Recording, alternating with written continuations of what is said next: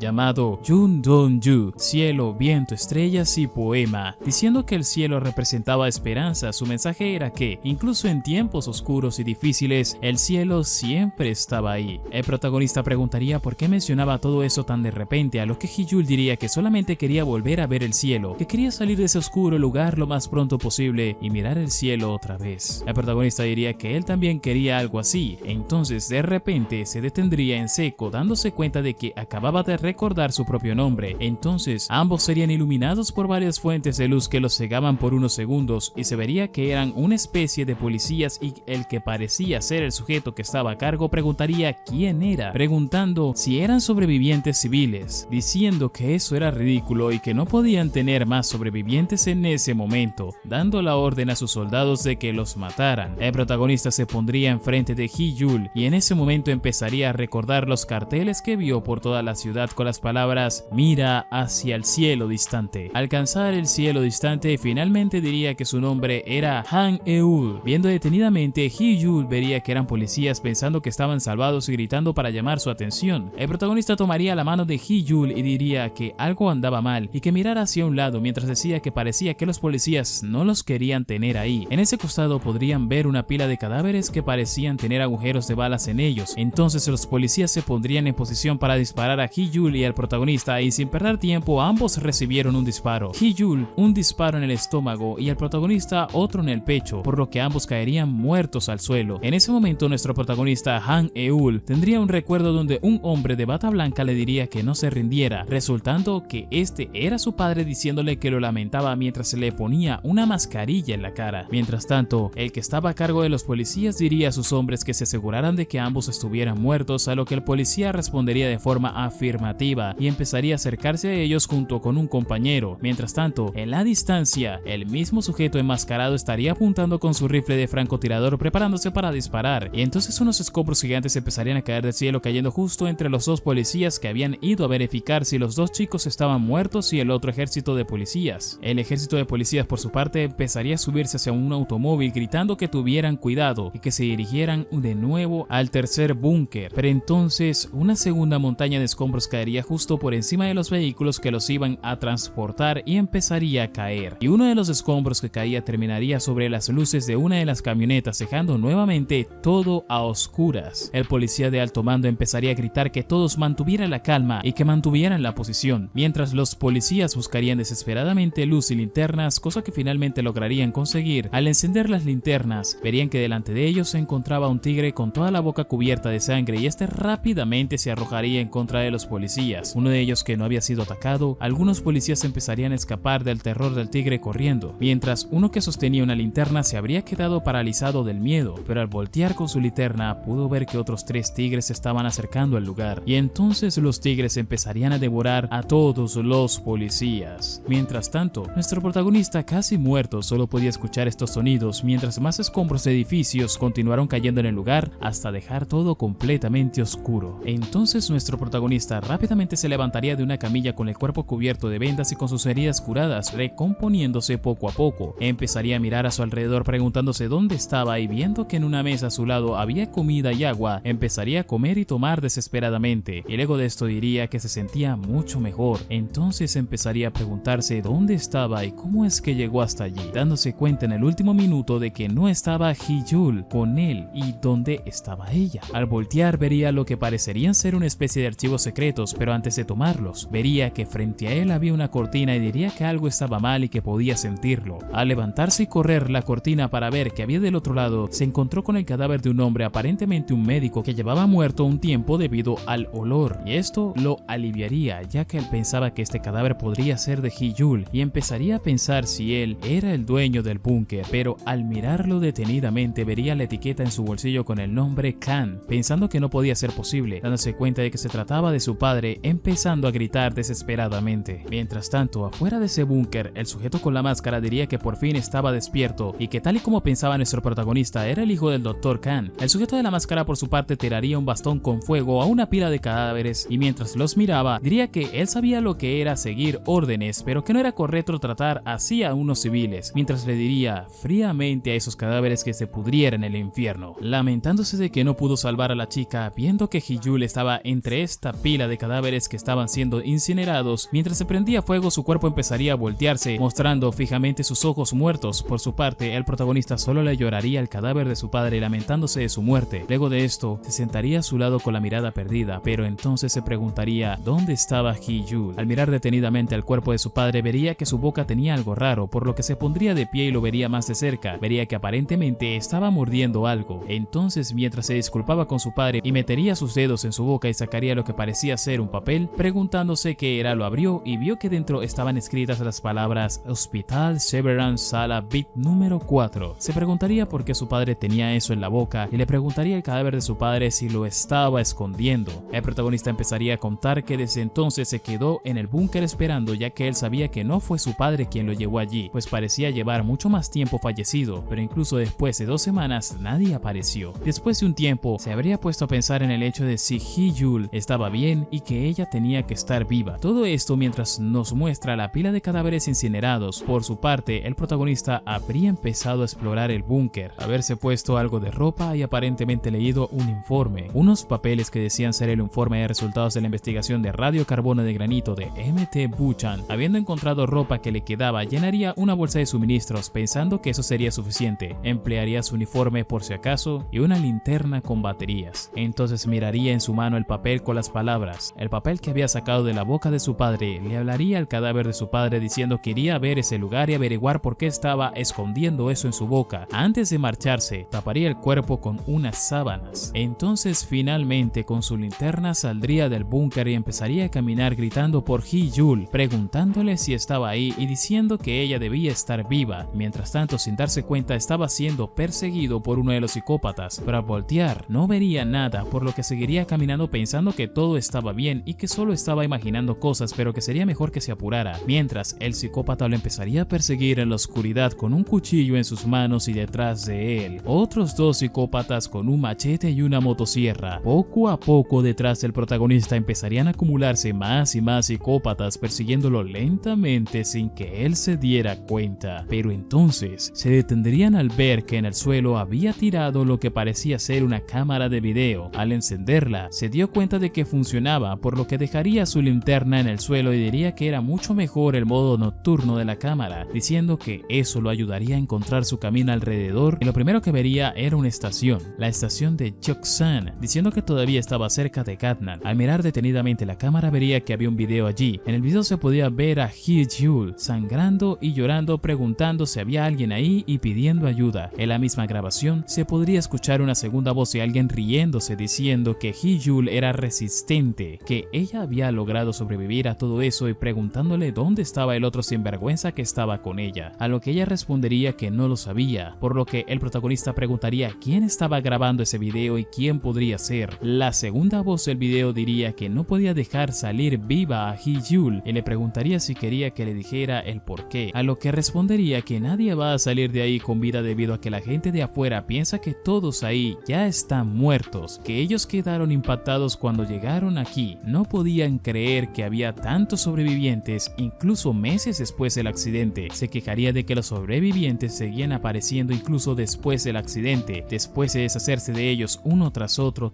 y tras otro, y ahora niños como ella. El protagonista escucharía atentamente cada palabra mientras el sujeto de la grabación diría que le contaría algo interesante, que la gente pensaba que nadie sabía que esto iba a suceder en Seúl, pero no era cierto, ya que ellos habían estado entrenando para esto durante 2 años, diciendo que si había alguna amenaza a la seguridad nacional, ellos habían estado entrenados para eliminar a los sobrevivientes, pidiéndole que por favor muriera, ya que si ella no moría, no podría volver a subir. Nuestro protagonista se lamentaba por lo que veía en la grabación y gritaba por Hee-Jul, lo que alertaba a los psicópatas armados quienes se lanzaban sobre él. De repente, todo se volvía oscuro y al volver a iluminarse, se veían los cadáveres de los psicópatas alrededor del protagonista con los puños cubiertos de sangre y una mirada llena de odio y lágrimas en los ojos. Hee-Jul, agitado, llevaba las manos a la cara y veía que las tenía cubiertas de sangre sin recordar lo que acababa de ocurrir. En otro lugar, una chica usaba su celular y linterna para saquear la zona, preguntándose qué fue ese ruido que acababa de escuchar, ya que le parecía haber oído algo, diciendo que no era bueno y que sería mejor que se fuera. Al llegar a lo que podría ser su base, dice que logró sacar algo que podría durar hasta 2 semanas. Luego de salir del lugar que acababa de saquear, la chica dice que logró sacar algo que serviría para otras 2 semanas, pero entonces escuchó un ruido detrás de ella, por lo que se ocultó detrás de una pared. Resulta que es una de las psicópatas usando una bata blanca y murmurando algo. Luego de que la psicópata se fuera, la chica se pregunta dónde está su marido, pensando que tal vez está muerto y preguntándose qué diablos está murmurando. Finalmente la chica logra llegar a su hogar, donde saluda a sus padres, mira una foto y empieza a preparar un plato de comida que lleva hasta una cama donde aparentemente está una niña. La niña dice que no ha llorado hoy y que ha sido una buena chica, a lo que la chica de la linterna responde que si ha sido buena. La niña dice que todo está oscuro y aterrador, pero que aún así no ha llorado. La chica felicita a la niña diciéndole que encontró algo de maíz dulce y diciéndole que tiene que comer algo. Mientras la alimenta, la niña empieza a toser, preocupando a la chica, quien le pregunta qué tiene y le da agua, pero la niña no para de toser y la chica se da cuenta de que está tosiendo sangre. La niña niña le pregunta por qué ha apagado la luz, a lo que la chica responde que era demasiado brillante. Con un tono tranquilizador, la chica le dice a la niña que deben limpiar su boca y entre lágrimas dice que mamá y papá la regañarán por hacer ese desastre cada vez que come. Luego la chica está acurrucada en lo que parece ser un pasillo, llorando por la situación que tiene que vivir, mirando su celular y preguntándole a mamá y a papá qué debe hacer mientras lee antiguos mensajes de una conversación que tuvo con su madre. Luego la chica estaría usando una computadora que estaría encendida gracias a una batería de auto. Recordaría haber visto algo en un show y se preguntaría cuál episodio era mientras lo buscaba en la computadora. Finalmente lo encontraría. La chica entonces vería lo que parecía ser una serie de doctores que estarían explicando que solo era tuberculosis por estar en condiciones de vida insalubres y que la tos con sangre no siempre significa que te vas a morir. Entonces la chica empezaría a anotar varias medicinas que necesitaba: isoniazida, rinfampicina, piracinamida y etambutol. Antes de salir, iría con la niña y le diría que estaba por salir y que debía quedarse quieta y no llorar. La niña solo diría que no se vaya y que tenía miedo. La chica diría que estaba bien, ya que su tío estaba protegiendo la casa, pero que de igual manera ella volvería pronto. La niña le diría que vuelva pronto. La chica fuera de la casa apuntaría con su linterna frente a ella y diría que iba a conseguir algo de medicina para Ji-Ul y que cuidara de la niña por ella y le daría las gracias. Esta linterna estaba apuntando al cadáver de un hombre que había sido aplastado por unos escombros. Entonces ella empezaría a caminar hacia el hospital y al llegar se vería que el nombre de este hospital era Hospital Severance. Adentro había una psicópata de bata blanca caminando por los pasillos oscuros hablando sobre su bebé, mientras tenía en sus manos cubiertas de sangre una sierra quirúrgica diciendo que debía encontrar un corazón para su bebé, mientras en otra habitación había un montón de cadáveres de personas con el pecho descubierto y con un agujero donde debía estar el corazón. La chica frente al hospital vería que la luz de su celular le empezaría a fallar. Se preguntaría si ya se le estaba acabando la batería o si tal vez era la aplicación, pensando que debió traer un poco más. Debería cuidar a su hermana, pero debía cuidar su batería. Al dar un paso, terminaría pisando algo blando en el suelo, esperando que sea una especie de jalea y diciendo que debía darse prisa. Mientras tanto, la cosa que acababa de pisar abriría los ojos. Entonces, la chica llegaría a una especie de cartel que sería un mapa del hospital. Se quejaría de que la luz no encendía correctamente y se preguntaría a dónde debía ir. Se decidiría por ir a la parte del hospital infantil diciendo que debería estar en la parte de atrás, luego de girar a la izquierda y dándose cuenta de que había llegado gracias al dibujo de una jirafa en la pared. Intentaría empujar la puerta para poder entrar, pero se daría cuenta de que estaba cerrada, pensando que tal vez había alguien adentro. Empezaría a gritar preguntando si había alguien adentro e intentando llamar la atención de quien fuera mientras gritaba por ayuda. Estos gritos terminarían siendo escuchados por la psicópata que estaba dentro del edificio. Luego, en un rato, ella se detendría y preguntaría si tal vez había otra forma de entrar, pero entonces vería algo a su costado y empezaría a apuntar con la linterna, solo para encontrarse con un camión que decía Zoológico de Seúl, preguntándose por qué estos camiones estaban estacionados en el hospital y que había muchos. Al explorar más el lugar sin darse cuenta, un gorila se pararía detrás de ella, pero entonces la luz de su celular se apagaría. Ella, molesta, lograría que su celular encienda otra vez y se daría cuenta de que estaba parada enfrente de la jaula de un oso muerto, preguntándose qué diablos era y por qué estaba ahí. Mientras seguía explorando, podía ver más jaulas con cadáveres de animales dentro, como un león o unas cebras, también unos cuantos monos. Se decía a sí misma que había mucho de ellos y se preguntaba por qué estaban ahí. Entre una de esas jaulas se vería un tigre y al lado de esta jaula se vería a la mujer psicópata que estaba dentro del hospital. Sin embargo, la chica no lograría verla a tiempo y, preocupada, dice que debería comprobar afuera, pues podría tratarse de otro superviviente. Empezaría a caminar lentamente hacia el lugar, pero repentinamente escucharía un sonido proveniente detrás de ella, pero no lograría ver de qué se trataba, por lo que seguiría su camino hasta llegar a una puerta automática que dirigía al hospital infantil, que para su suerte estaba abierta. Esperando y diciendo para sí misma que tenía que haber alguien ahí, empezaría a llamar en el lugar y preguntar si había alguien, pidiendo que por favor salvaran a su hermana pequeña, pero sin que ella se diera cuenta, la psicópata estaría parada detrás de ella, lista para darle un golpe en la cabeza, empujándola hasta un lado de la habitación del golpe, mientras la psicópata con el bate lleno de sangre diría que debía salvar a su bebé y se nos mostraría a un bebé dentro de una cápsula. Resultaría que dentro de esta cápsula el bebé estaría muerto, pero conectado a las máquinas del hospital. La psicópata solo repetiría que debía cambiar el corazón de su bebé, revoloteando el bate por todos lados, intentando atrapar a la chica, quien lograría escaparse. Esta, a los gritos, empezaría a preguntar dónde estaba el corazón de su bebé, mientras que la chica sería interceptada por otra persona con ropa roja, quien estaría tapando su boca y le diría que se quedara quieta. Esta persona resultaría ser una chica muy parecida a Hye-jul por su ropa. Mientras tanto, la otra chica se preguntaría quién era la que le estaba sosteniendo, mientras la chica parecida a Hye-jul le diría que se quedara quieta y en silencio. A un lado de ellas, la psicópata preguntó dónde estaba la chica, acercándose poco a poco desde el otro pasillo. Entonces, la chica parecida a Hye-jul diría que iba a distraer a la psicópata y que la chica debía correr. En ese momento, la chica de rojo empezaría a correr haciendo ruidos delante de la psicópata, logrando llamar su atención, haciendo que ésta le gritara que se detuviera. La chica del celular se preguntaría quién era la chica de rojo, diciendo que se veía de su edad. Entonces, pondría su cabeza sobre sus rodillas mientras se quejaba del dolor de una herida, pues esta no paraba de sangrar mientras se quejaba de sus mareos. Pero entonces se empezaría a pensar en su hermanita, preguntándose qué debía hacer, y con eso tomaría fuerza para ponerse de pie nuevamente e intentar buscar la medicina sin importar qué. Con sus pocas fuerzas, lograría tomar su celular y empezar a caminar por el hospital. Al dar unos pasos y ver los dibujos alrededor, se daría cuenta de que ella recordaba este lugar, recordaba haber estado ahí con su madre. Entonces veríamos un recuerdo de una niña llamando a Nara, quien se disculpaba diciendo que llegó tarde. La niña de nombre Nara se preguntaría qué la detuvo. Entonces empezaría un recuerdo en este hospital de una persona llamando al nombre de Nara y disculpándose por haber llegado tarde. Ahí veríamos a la chica del teléfono de nombre Nara quejándose de que la había demorado tanto y que ella ya tenía que irse porque era tarde para algo. Su madre solo le diría que la cola era demasiado larga y le pediría a su hija Nara que fuera a buscar una medicina para ella, ya que su madre estaría llevando a su hermanita Hye-jul a la sala de análisis de sangre. Por su parte, Nara solo la trataría de mentirosa, pues ella le había dicho que la llevaría de compras y le recriminaba que solo se preocupaba por Hye-jul, diciendo que es como si Nara ni siquiera estuviera ahí. Su madre solo procede a regañarla diciendo que no debería jugar con su celular mientras habla, pero ella le diría que tenía que ponerse al día con las chicas. Su madre le diría que la farmacia estaba en el edificio principal pidiéndole por favor que fuera, pero Nara diría que no quería y se quejaría con su hermana diciendo que siempre estaba enferma. Entonces, repentinamente todo el lugar empezaría a temblar y todos se preguntarían qué fue ese ruido y qué estaba sucediendo. Mientras tanto, la mujer solo preguntaría por Nara y Hye-jul, preguntándoles si estaban bien. Entonces todos dirían que estaba ocurriendo algo afuera y saldrían a preguntar qué era lo que había ocurrido, solo para encontrarse con un gran pozo que se había formado delante y que estaba empezando a ser rodeado por una multitud. Volviendo al presente, veríamos cómo Nara estaba parada enfrente de ese mismo agujero diciendo que todo empezó con él, que ella lo recordaba y que todo era culpa de ese agujero. Entonces, repentinamente, un brazo saldría de ese agujero asustando a Nara y haciéndola retroceder y gritar del susto, siendo escuchada por la doctora, quien empezaría a dirigirse hacia allí, pero en el camino tropezaría con una billetera que había tirado en el suelo y dentro vería una foto de Nara y Hye-jul junto con una identificación y una dirección. Y así es como acaba la primera parte de este manhwa. Si has llegado a esta parte del video, déjame decirte que has sido de las pocas personas que en llegar aquí, así que comenta la palabra oscuridad en los comentarios. Acuérdate de suscribirte para no perderte ningún video. Dicho esto, nos vemos en el siguiente video.